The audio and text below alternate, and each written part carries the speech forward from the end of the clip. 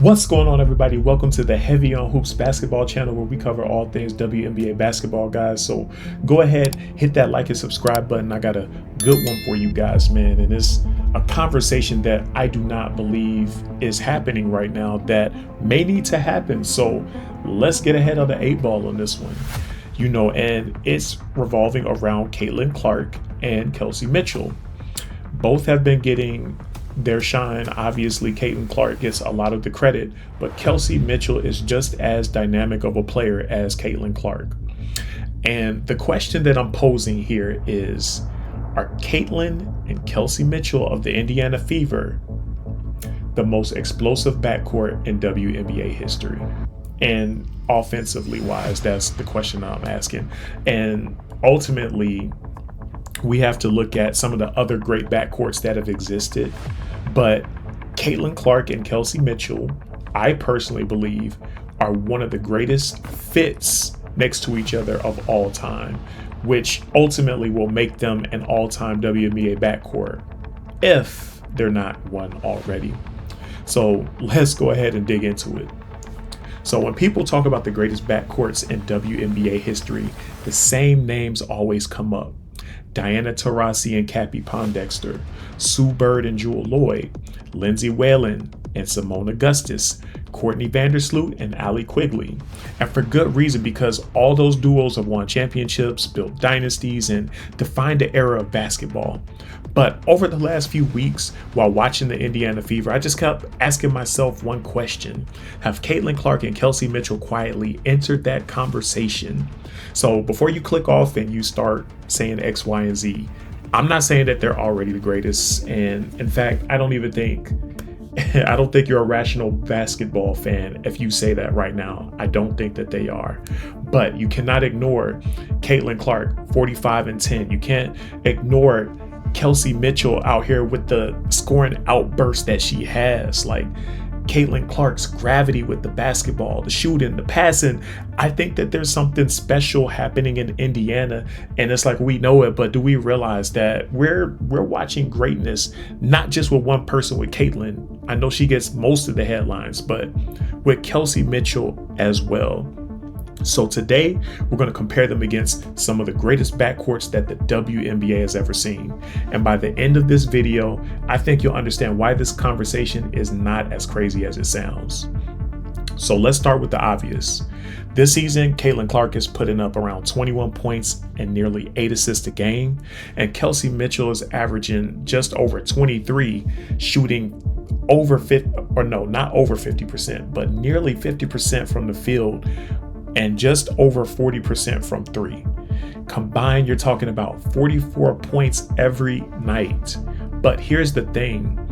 Those numbers, they're impressive, but that's not the biggest impressing thing to me, to be honest, because basketball is more than just numbers. Don't let analytics fool you, because that's a lot of teams are losing championships over analytics. Chemistry. Basketball is a game of chemistry at the end of the day. But they fit together so well because the great offense that Indiana has, it begins by creating an advantage. And that's Caitlin Clark, because she stretches all these defenses 30 feet away from the basket. She is at the root. She is the creator of Indiana's explosive offense, where it's like they've kind of reset the franchise record for scoring a few different times this season already.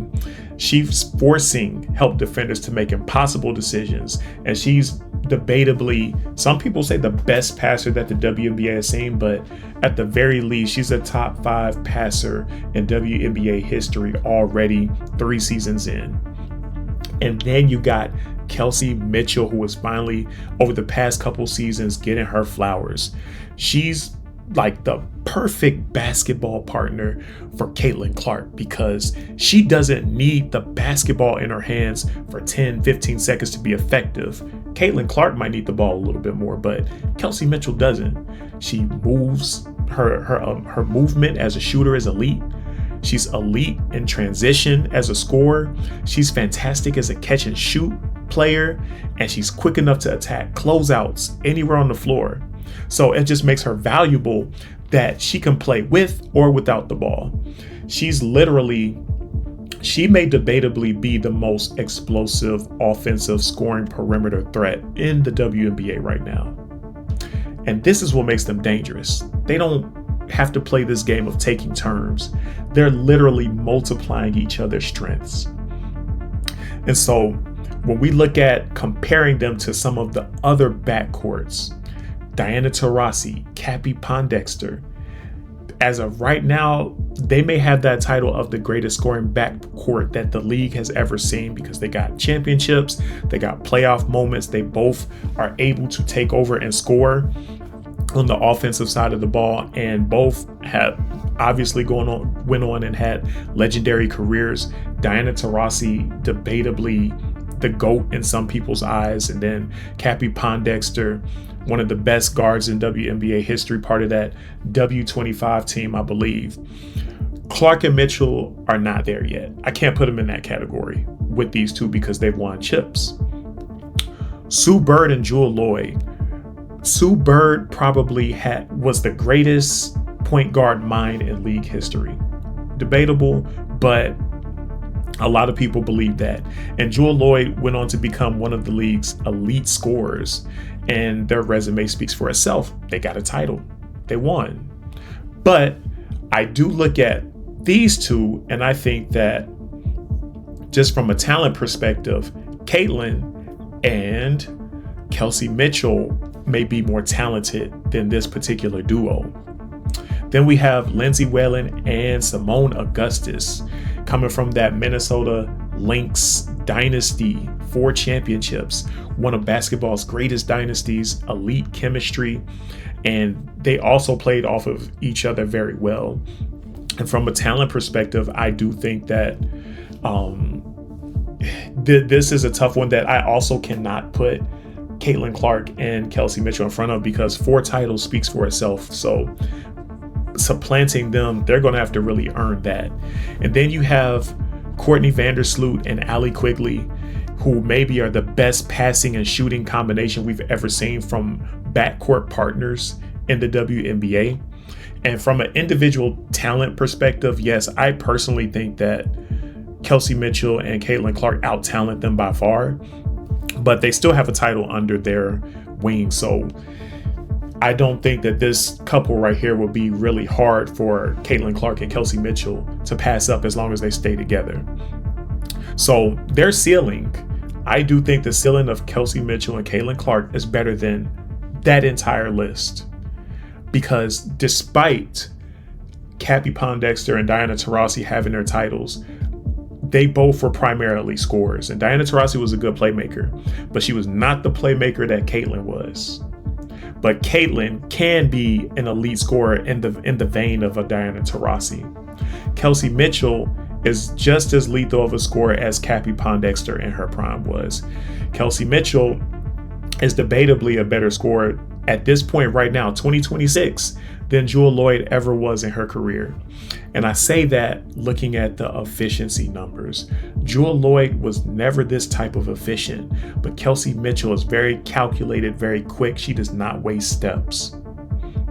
That may be a bit challenging for some people if they're Jewell Loyd fans, but I would debate that 2026, Kelsey Mitchell is better than almost any version of Jewell Loyd that we've ever seen. I don't think that I would rank Kelsey above Seimone Augustus and Diana Taurasi with the 2 guards, but Allie Quigley, I would put her in front of, and Jewell Loyd, I would also put her in front of. As far as the point guards go, with Cappie Pondexter, Sue Bird, Whalen, and Vandersloot, I do put Caitlin Clark ahead of Vandersloot, and I also put her ahead of Cappie Pondexter, even though that may be blasphemous to some people. But I do believe that Caitlin's numbers and talent have spoken at such a volume that I don't know if you can really compare it to the other two yet. She doesn't have the playoff moments that these other players have, which is fair enough. You guys can get on me on that one if you like, but from a pure talent perspective, both Kelsey Mitchell and Caitlin Clark have the potential outside of maybe a Diana Taurasi to be better than a good chunk of people in these backcourts that I've named. So yes, I think their ceiling is higher than any of them.